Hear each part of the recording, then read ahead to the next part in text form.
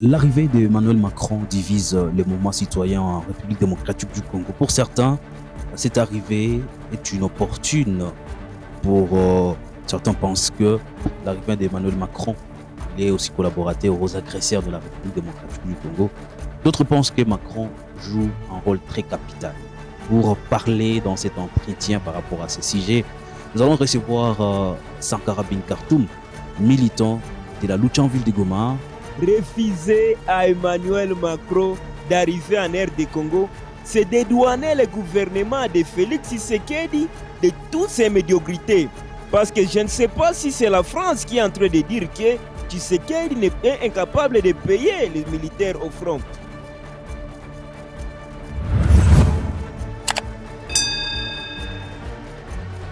D'autre part, tout d'abord, nous voulons souligner que en politique, c'est une question d'intérêt.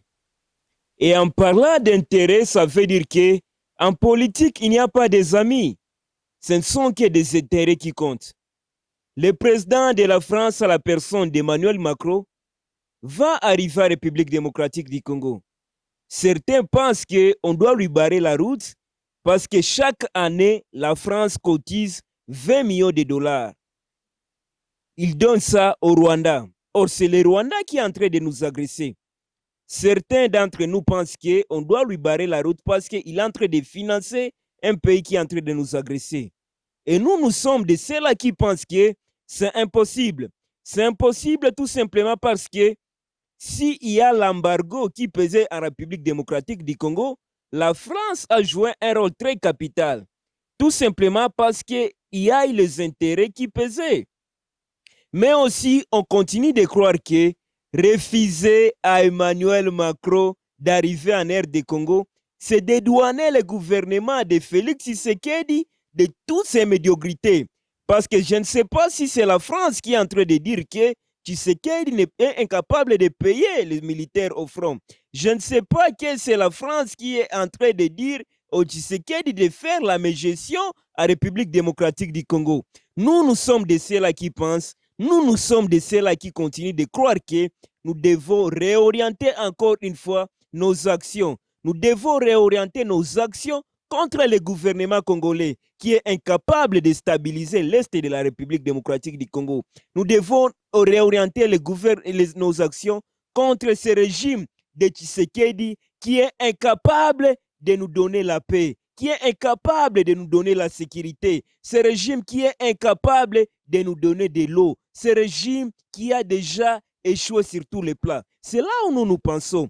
Parce que si nous avons un dirigeant qui est fort, on n'aura pas besoin de crier à la communauté internationale. L'histoire nous enseigne que, à l'époque du président Mobutu, tous ces pays du Grand Lac étaient en train de s'incliner derrière les Zaïre, tout simplement parce qu'on avait un président très fort. Et c'est ce que nous aussi on est en train de penser. Si on a un président qui est fort, qui est capable de surmonter les difficultés, on n'aura pas besoin de dire que tel ne puisse pas arriver au Congo. Parce que le président capable pourra imposer la souveraineté de la République démocratique du Congo. La population a compris qu'à cette ère, nous avons besoin de quoi? Et c'est l'arrivée du monsieur Macron. Et en plus, pour aller très loin, pourquoi le gouvernement congolais a accepté l'invitation d'un monsieur qui est en train de financer un pays qui est en train de les agresser? Vous comprenez quelque chose? Normalement, le gouvernement congolais devait refuser l'arrivée du président Macron. Mais le simple fait que le gouvernement congolais a accepté l'arrivée du président français, cela montre que le gouvernement congolais même est complice de tout ce qui est en train de se passer. C'est pourquoi il n'est plus temps d'attaquer la fièvre. Nous devons soigner les microbes qui sont en train de causer la fièvre. Les microbes, c'est le président Tshisekedi.